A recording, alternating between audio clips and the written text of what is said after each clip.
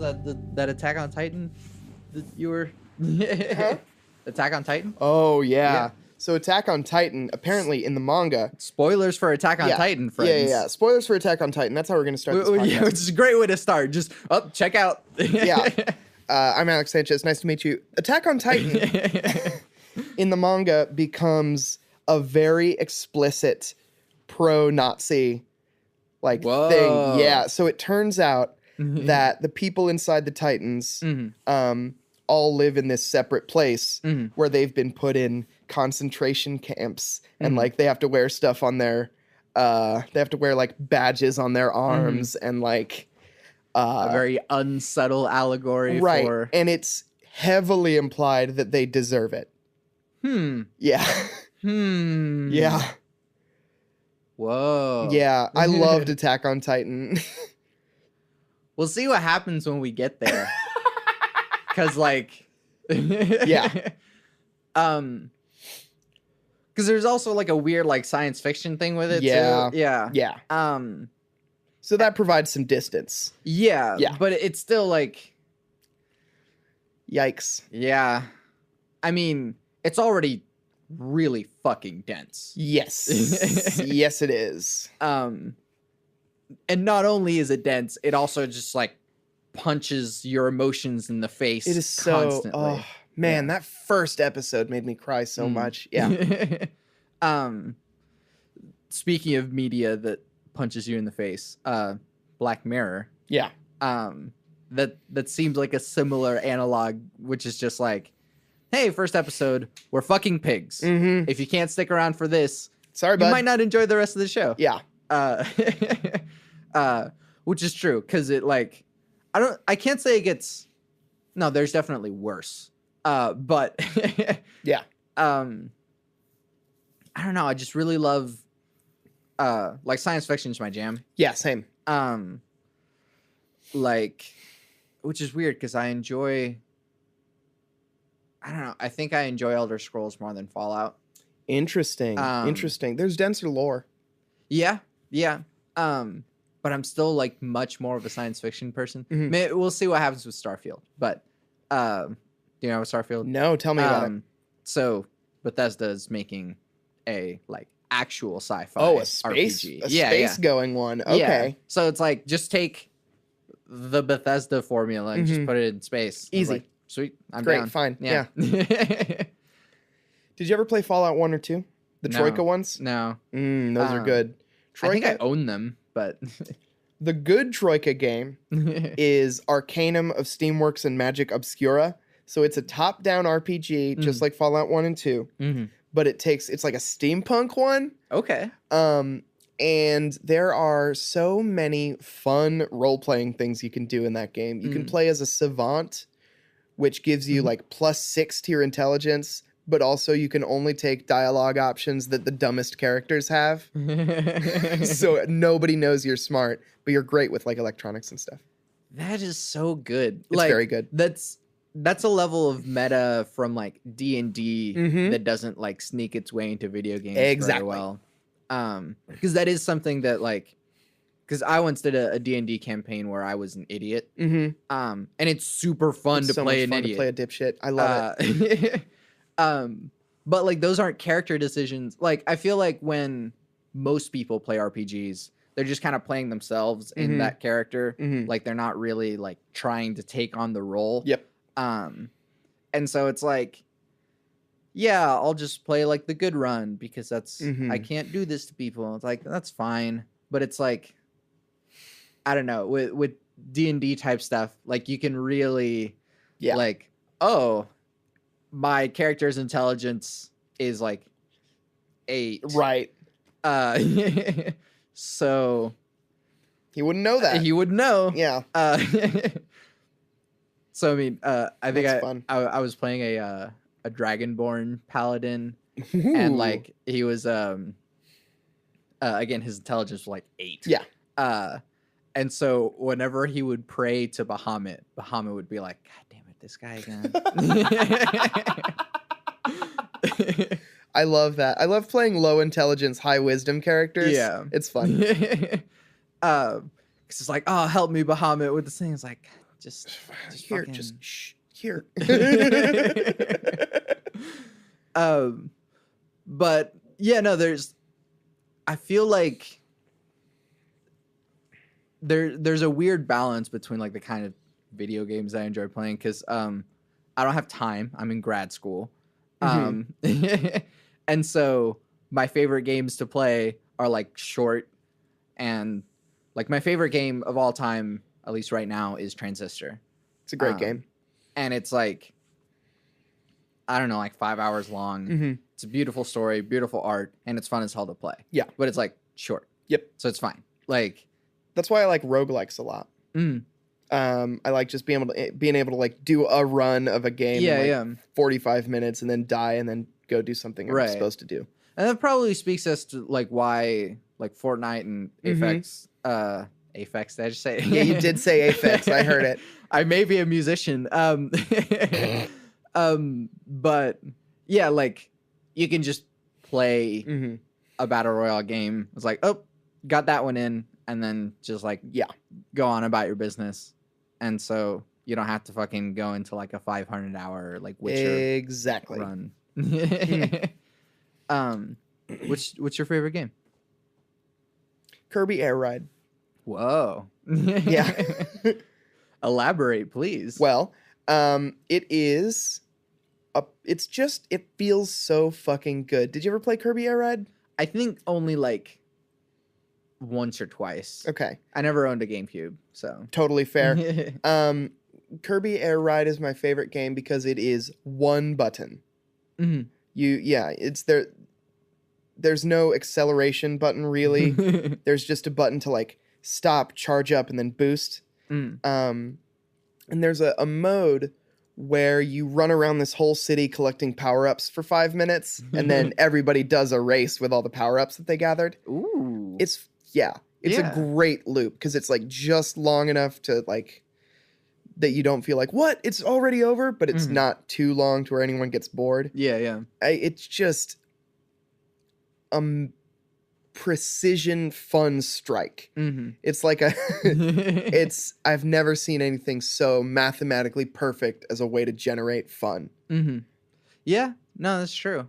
I think that, I mean, Nintendo is something that I missed out on. Gotcha. I was a Xbox. I'm with you. Like, grew up with an Xbox, and so like Halo's my jam. Sure. Probably also contributes to why I'm such a science fiction brain. Yeah. Which, by the way, the Halo lore, love it, and stuff is top. It's really good. I've read most of the books. Yeah, and it's better lore at times than like Star Wars. I'll say it. Yeah, like that's the thing. Unfortunately, Fall of Reach is a very good book. Yeah. And I'm not stoked about that because it's all very like fashy pro troop stuff. Yeah, but unfortunately, it's good. Yeah, I think I've tried twice now to start reading Starship Troopers, and both times I'm like, yeah. Have you seen the movie? No, I haven't. Watch the movie first, then read the book. Okay. Yeah. Because the movie makes it clearer that it's a parody of military culture. Okay. Yeah.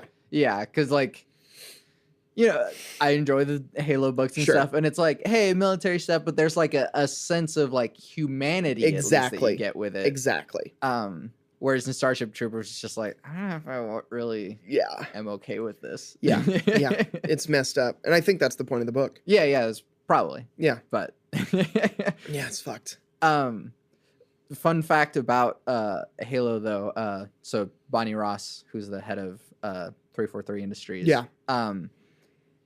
Whenever Halo 1 came out, she worked for Microsoft, but she didn't work for like Bungie or whatever. She got to read Fall of Reach before playing Halo 1. Whoa. Right? That fucking blew my mind. That's honestly should be required. Yeah. And it's like, I feel like everyone who just plays Halo for like, multiplayer and teabagging and shit, like they missed out. Just take a step in there because it is so good and better than Star Wars. Yeah. but it's Star Wars. Yeah. That's Yeah. It's weird. None of the games I play really are racing games. I don't play Mario Kart or whatever. Yeah. But my two favorite games are racing games. What's Kirby the Air other one? Ride and then Jack X Combat Racing. Whoa. Yeah. The Jack and Daxter racing yeah. game. I played so much of that. And I recently bought it on the PlayStation Network. It holds up, which I was not expecting. Damn. Yeah. It's like pretty good. Why is it that like there were a lot of RPG elements to it. You could really level up a car and put different parts on your car. That's different. And there were a lot of like, it was good. Kind of reminds me of like Need for Speed Underground. Yep. Kind of use that same. Yep. Hey, build up money and make your car nicer. Mm-hmm. But at the same time, it's always just like, let me just make like I can't remember if there were cheats or whatever, but yeah. Is it more fun?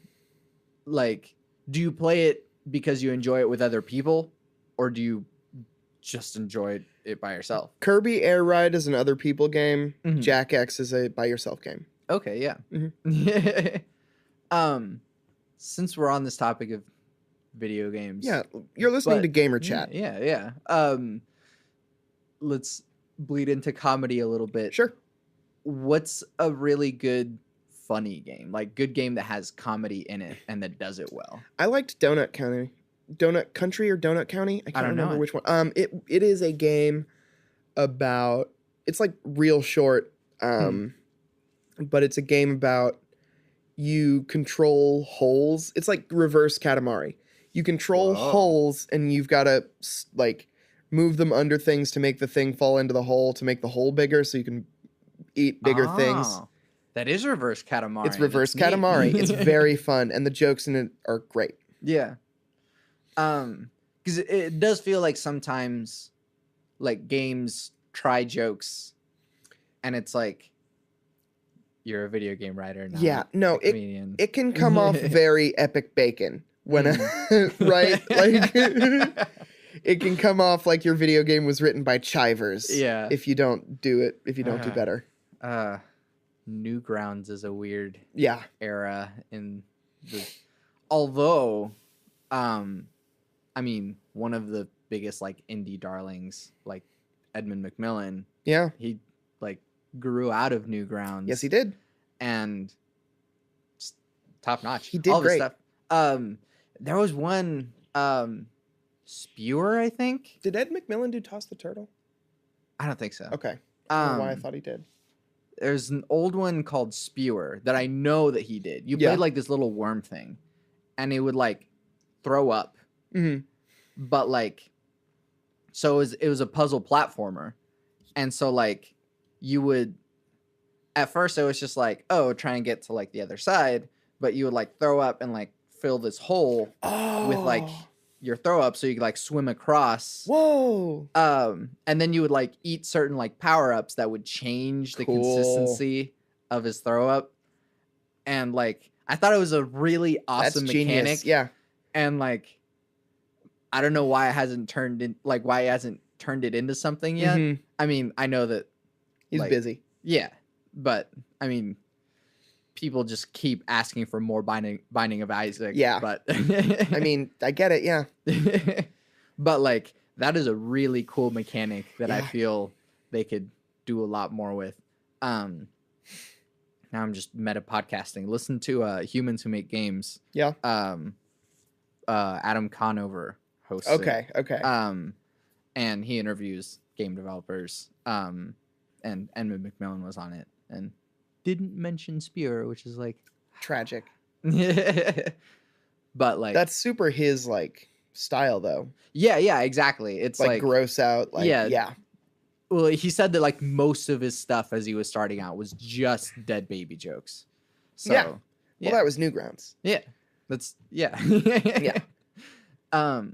I feel like there's this, like, internet culture has reached a point to where now there's like generations. Mm-hmm. Absolutely. And, I'm kind of a meme scholar. Like, same. And so if you're like, oh, you guys remember Oh Really? I do remember Oh Really. Like, do you remember Lol What? Yeah. The pair? Yeah. But then even like I think just ancient is like Dancing Baby. Dancing Baby was the first meme. Everyone knows about that one. Yeah.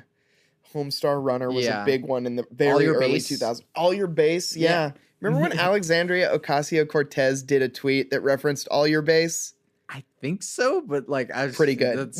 Yeah, and that'll yeah. But I actually tried to do a panel at an anime convention about memes, but it didn't go right because their technology was not great at Tokyo and Tulsa. I'm still bitter about it, but it's weird seeing like, because there was like a YouTube spree and like a Newground spree, but then like now we're on, I guess, Facebook memes. Like Facebook and Twitter are like that's where the memes come from. Yeah. And Facebook memes and Twitter memes are so different from one another. Yeah. But it's if you also want to really get into meme taxonomy. We can get into it. See all the things that are wrong with our brains.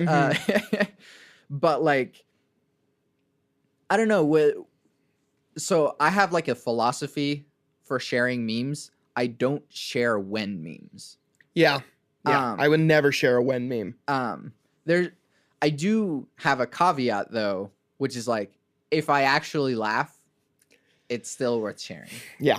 And sometimes they're like 3 layers of irony deep, right, to where it made me laugh. So I'm like, sure, I'll share. Like when Lemon, and it's just like a guy with a flashlight, and there's a lemon. That's a good meme. Like, I can't explain it, but that's a good post. Exactly. And I was like, it's a when meme, but like, damn it, got me. But like we've really like made an evolution. Oh yeah. And now we've gotten to the point that like memes themselves, like meme formats, live and die in like 2 or 3 days. Yeah. And it's, oh, here's the format. Here's like the next layer of that format. Then here's the meta format. And then we've exhausted all that we can. Right. There's so many people posting that you churn through every possible permutation and iteration of a joke in record time. It's just a content mill. Yeah. No one's getting paid for it. Yeah, that's a weird thing too, that like, so like with comedy, it's like you really want credit because it's like, hey, this all feeds into like my machine here. But like memes, anyone can make a good meme. Yep. And it just like goes out into the ether, and you could be the one who originated like Smiling Pooh Bear. Like that's a great, I like that one a lot. But like no one knows who that is. No one cares. It doesn't matter.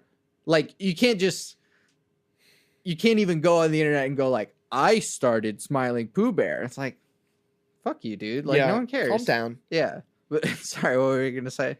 I forgot. But like the difference that like the evolution, I kind of have like there's stages. So there's just like the original format. Right. Which is kind of just set a punchline. Yeah. Someone does a post. That's step 1. Yeah. Then there's just like slightly altered permutations, which is it's the same post but with different words. Yeah. And it's like same joke, slightly different. Cool. And then they like put something on top of it. Yep. Like now you have people photoshopping like a thing into it. So it's like it's the same meme, but I added a thing. Now it's another layer. Yeah. It's a remix of 2 or 3 memes. Yeah. And then you get to the meta layer where the meme acknowledges itself and then it's dead. Yeah. Because once it acknowledges itself, then it's like we have nowhere else to go. Yep. And that's it. It's strip mining for jokes. Yeah. Yeah. It just is just an absolute scorched earth, get everything you can out of it and leave it dead kind of thing. Is there like, I don't know, you can't put memes in comedy now. Like you can't do stand up on memes because that joke dies like in a week. Yep, memes are so ephemeral. It's weird. Yeah. But they stay forever.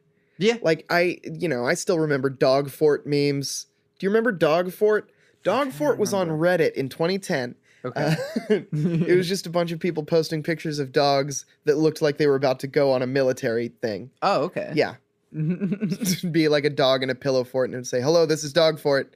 And then like a dog in a soldier hat being like, "I've infiltrated."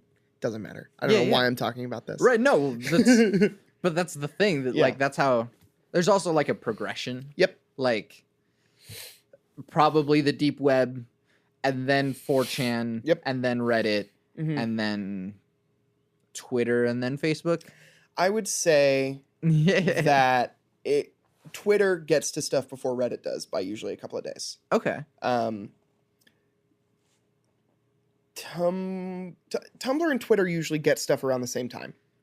I don't like having Tumblr in my wheelhouse of my brain because Tumblr's Tumblr, but yeah, you're right. Look, Tumblr's good. Tumblr's better than Reddit, I would say. Well, just because it's not as... Reddit, unless you're going on very specific subreddits, tends to lean very right-wing. As with... Tumblr leans left. Yeah, that's true. Yeah. Okay, yeah. So, yeah. But Tumblr's memes tend to be more surreal in a way that I really like. Yeah. I think that there's a sort of magic in images that don't have any text that are just like funny in and of themselves or weird in and of themselves. Yep. Like the classic of there's like a guy kneeling and there's like a whole bunch of people around him and he's like holding 2 hot dogs and crying. Yeah. Like that's a perfect picture. Like the picture of like there's a guy throwing up spaghetti and then like someone's got their ass out and then like yeah. Yeah. Those are like cursed images. Yes. Are some like one of my favorite pages on Facebook is toilets with threatening auras. Love toilets with threatening auras. Big fan. There is in the building we used to record our podcast in, there is a bathroom that has 2 toilets side by side, no partition. Oh no. For just if you really need some teamwork, if you need like to hold hands to get leverage, yeah. Or you could stand on one toilet and shit and pee into the other toilet. Did you ever see the video of someone sitting on a toilet and then falling forward and shitting from the floor into the toilet? Yeah. The internet is a strange cesspool for just anything. Just anything. If you need something, they've got it. Yeah.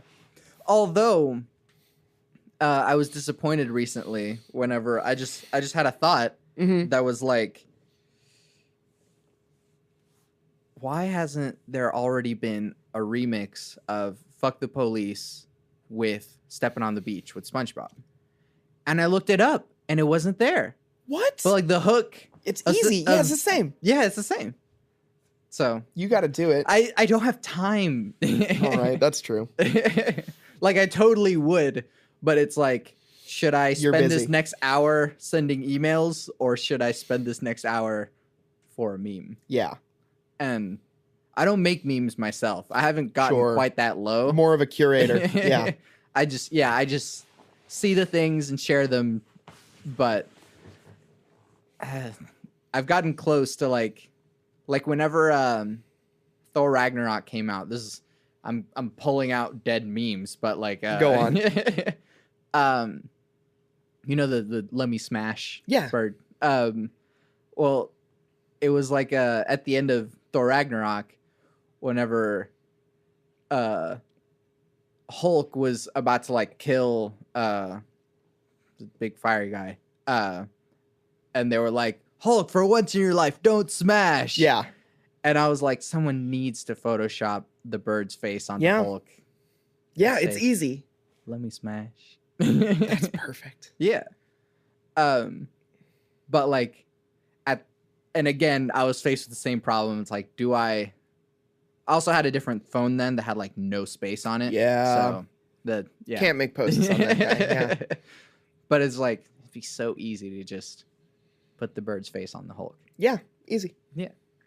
And I'm sure like the weird thing is too, is that like now we've gotten to the point to where you can have like a funny or strange thought and then look it up to see if it exists already. And it does. might. Yeah. It may not work 100% of the time, but it's like 80% of the time. Yeah. There are so many things that I want to tweet that I look up and I'm like, yeah, that makes sense. At this point, just don't look. Just post it. You're right. What am I doing? Yeah. Because I feel the same way with music. Yeah. Like there's times when I'll make a melody or a song or something and I'll go, this is so like, I'm proud of this. I feel good about this, but this sounds familiar. Like maybe it's because it came out of my brain, but it sounds so familiar that I'm pretty sure I've heard it before and I might be stealing it. But there's no way of like searching melodies. Right. I can't just like, hey Siri.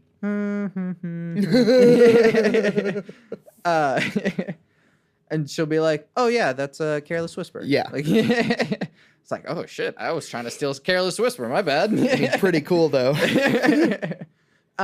There's some websites that like kind of do it, but it just doesn't work yet. Yeah. We're not there yet. We'll get there. Yeah. No, I'm sure eventually like Google or Alexa or Siri or whatever sort of super corporation that will merge together. Yeah. And like, because what's the government going to do? Yeah, nothing. Yeah. Like if Google and Amazon and I don't know, Facebook and Apple just like decided to like, all right, we're all one thing now. Yeah. The government's going to be like, oh no. Right. What are they going to do? Like, yeah. You can't do that. It's like, haha, we hacked your website. Right. We already did. Sorry. Yeah. So I mean, eventually it's just like, yeah, we'll get there. Hey, wiretap. Yeah. What's the? Yeah. As soon as all the corporations just get on with it and overthrow the government. Yeah. And that's like, we were talking about sci-fi earlier, but like cyberpunk is even more my jam. Yeah. How close do you think we are to like Ghost in the Shell levels of, maybe not Ghost in the Shell, that's a little distant. Maybe like Blade Runner. Oh, 6 years. Yeah. Yeah, no, 6 is not. I would say 15 years probably. Okay, yeah. Because, but I will say, it's coming. Like stuff's not going to get better. No. Yeah. None of this like we like do something really radical really quickly. Yeah. But But even then, like 2049, probably the best sequel ever made. But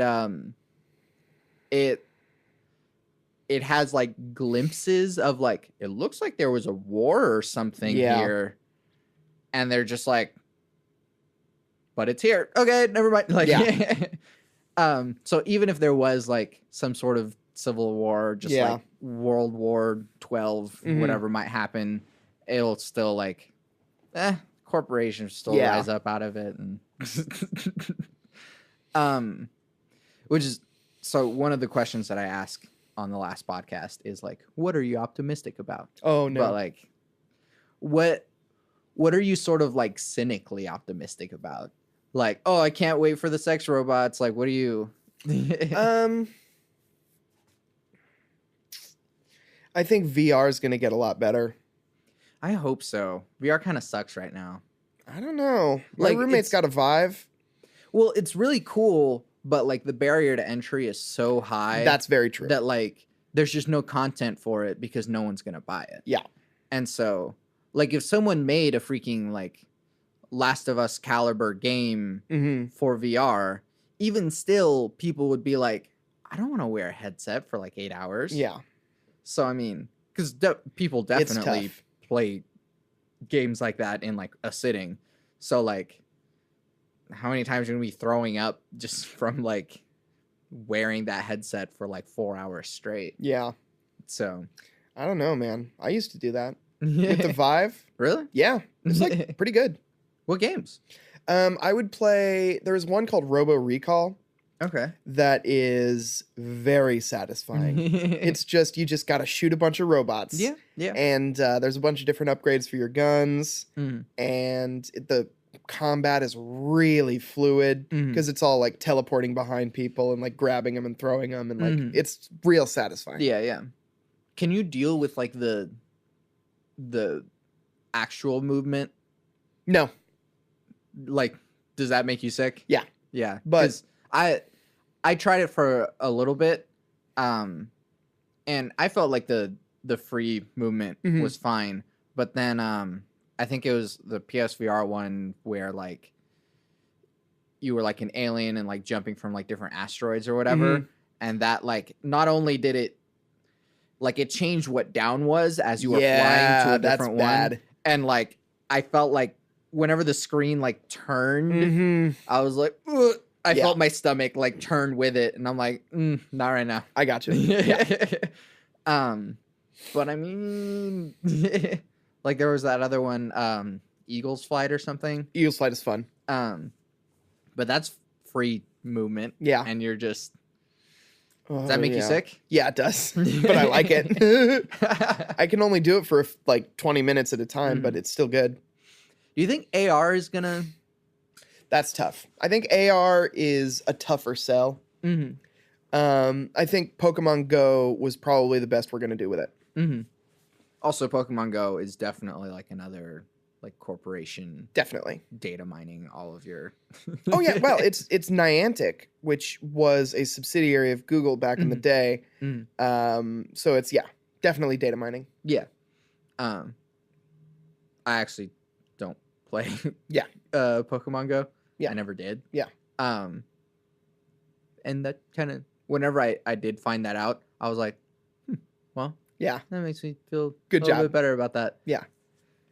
But also sometimes I'm just like super hipster about stuff. Just like, oh, well, I'm not getting into that because blah, blah, blah. Yeah. Like, I tend to not get into stuff until everyone's already been into it for a little while because I'm worried it might be stupid. Yeah. Yeah. The thing I just started that everyone's been watching forever is JoJo's. I finally started JoJo's. There's a friend of mine who is like vehemently trying to get me to watch JoJo. No, I know. Yeah, your friend's right. I know I don't have to tell you that. Yeah, yeah. Oh, wait, you know this friend. It's Z. He goes to this. Oh, yeah. Zeke's right. Zeke's right to try to get you to watch JoJo's. Yeah. It's all just beautiful hunks doing grievous harm to each other. Yeah, yeah. It's great. Yeah. And it's also like, I also really appreciate the fact that it's like really fucking gay. And like no one cares. So gay. It's deeply gay. Yeah. Yeah. Love that show. Because it's been going a while. Yeah. And the whole time people were just like, yeah, it's all gay. It's gay. Yeah. It's great. No, I still haven't seen like Game of Thrones, for example. Me neither. And I tried to watch it, but I just hate being upset. And it's like a show for people who love to be upset. Yeah. I mean, I did watch all of Black Mirror, but that's a different kind of upset. I haven't done that one either. Oh, okay. I know. Well, yeah. I know I'm messing up. I'd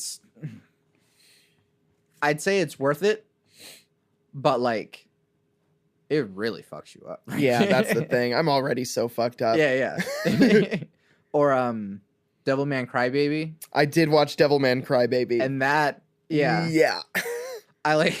So I watched the first episode and I was like, oh, I don't know if I can do this right now. Yeah. And so I like waited a while before continuing to watch it.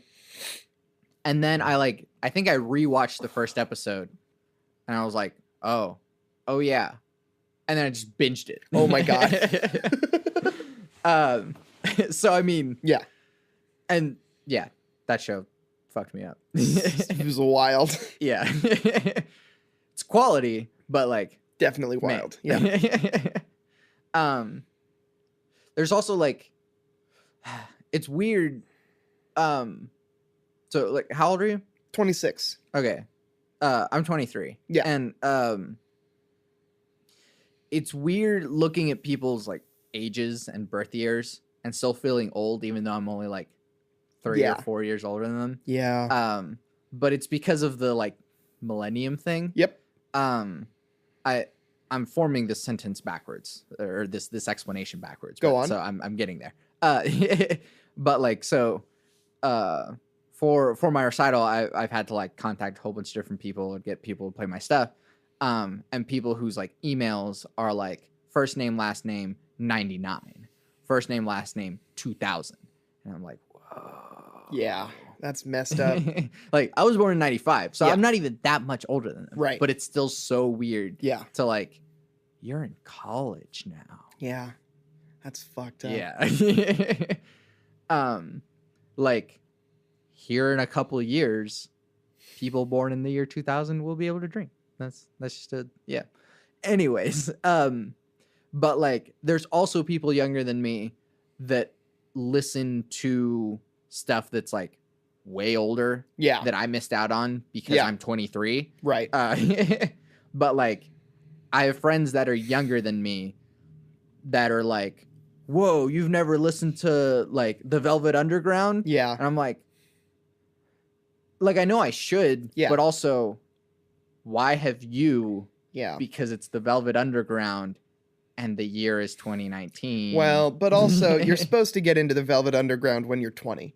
I didn't get into them until I was 25 and I felt like I was late, but they're good, you know. Yeah. So whatever. Right. But it's still just like, I don't know why. Is there going to be a point where like that stuff stops catching up? I don't know. I've thought about this a lot and I'm not sure. Because like, yeah, go ahead. There's stuff from like the 40s that everybody knows is great music, but that we don't listen to and that isn't part of our canon. Right. It's like the canon for our generation starts at Elvis. Yeah. Even though that's not where, I don't know. So all that to say, who knows? Right. Well, because like, I don't know, like how much of a hipster would you be to be like, oh, you haven't listened to Woody Guthrie? It's right. Like, come on. Yeah, that's an old canon, but like, I don't really need to be hearing like old like recordings of Woody Guthrie singing "This Land Is Your Land," like, which yes, I've listened to, but like, I get it. Right, Like, you already did it. Yeah, yeah. I don't know. Maybe it's because at some point the recording got good enough to where it's still like. Yeah, and it starts right around the 60s. Yeah, exactly. And so you can listen to the Beatles today, and it sounds like a quality record of today. Because recording technology got to that point. Right. So, I mean, like, yeah, it's kind of weird hearing, like, Paul McCartney's voice really clearly and, like, pristine. But hey, that was in the 60s. I don't know if like, will there be like a digital divide? Like whenever the, I don't think so. Cause that transition was like, 90s into the 2000s. Yeah. There was that like that weird pop like fake, like I don't know what that Britney Spears sound is. Yeah. I don't know how they make it, because it sounds like it's just like stock samplers or whatever. But like I don't know how to make that sound with real instruments, because it's not real instruments. Right, you can't. But I don't know what that is. I don't know. I think there are certain sounds that are just lost to time. Yeah. Like certain like late 60s analog synth noises that we just can't make anymore. But like, I don't know. Like I spent a lot of time thinking about different music and like, oh, how did they do that sound? Yeah. And like, I can actually still listen to the Beatles and try and like parse through and go, oh, that's how they kind of did that. Yeah. But for some reason, the 90s there, like, I don't know how Bye Bye Bye sounds like Bye Bye Bye. No, I have no idea. Because it's like strings and percussion synthiness, but not like good. Right. It's like a Casio keyboard from that era. Yeah. But like highly produced too. Right. I don't know what wild. it is. Are there staples of that with like entertainment? Because like I feel like music tends to transcend that, but like people don't go back and go like, oh man, I love watching Happy Days. Like, yeah, there are like, it's so hard for comedy to be timeless like that. There are certain shows that transcend. Cheers. I can go back and watch Cheers. Like, I got into Cheers 2 years ago, and it's a perfect show. Okay. Any Marx Brothers movie, Duck Soup specifically, holds up. Well, Duck Soup is perfect. You got to do yourself a favor. It is the perfect comedy, and not just because it's 69 minutes long. So it's real tight, but it's also 69. It also 69, right? But it's also denser than anything else I've ever seen, joke-wise, because the way they would do those scripts is they would tour it as a vaudeville show all around the country for like a couple of years. Okay, yeah. And every night they would take out any joke that didn't work and they would put in new jokes. So by the end of it, it was just a perfectly hardened, sharpened That's true. dagger of comedy. Yeah. That's true. That's how I feel about Futurama. Yeah, Futurama's perfect. Because every line is either a setup or a punchline. Like there's no wasted content in Futurama. It's incredible. And I don't know how they did 9 seasons was it? Yeah. 9 whole seasons of just joke.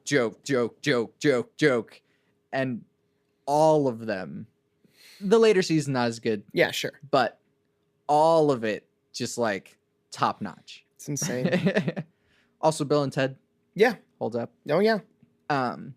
But yeah, I think I tried watching older George Carlin. Yeah.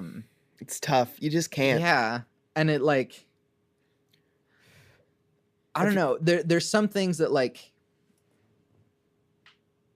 music seems to hold up in a different way because it's poetic and those sort of emotional sentiments can carry over. Right. But the way that people talk in certain times, watching George Carlin on stage with bell bottoms was already all right, I know I'm in for something different. And it wasn't that far off. Sure. But it was still a ways. Yeah. Even what people called controversial then, it's mild now.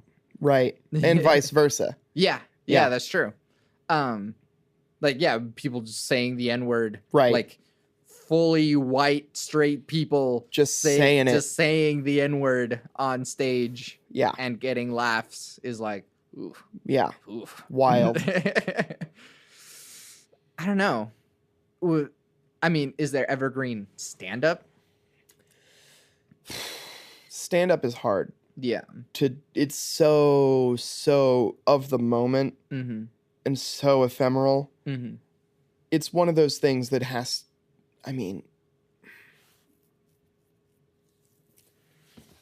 it's real hard to do stand-up that stands the test of time because so much of it is based on things that are relatable to day-to-day life, and day-to-day life changes so much unless you're doing jokes about,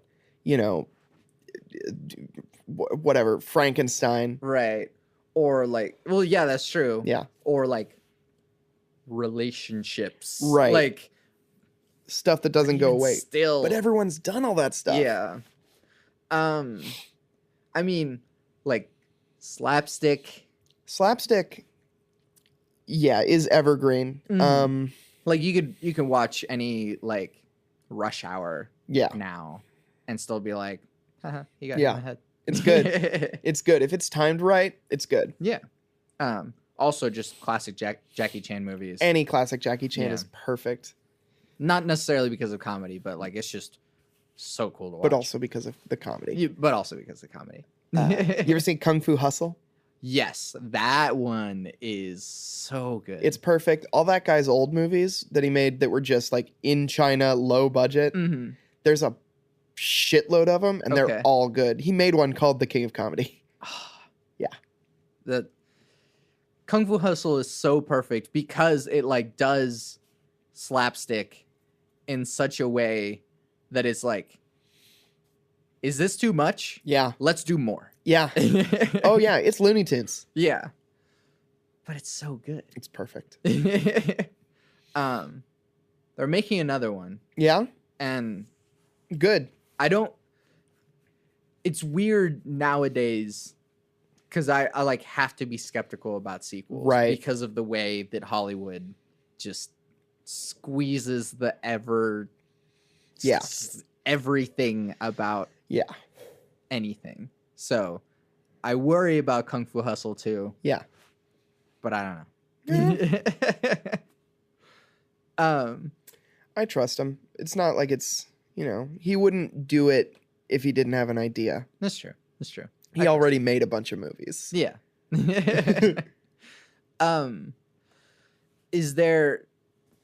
What do you want to see sequels of? That's a good question. That's fun. I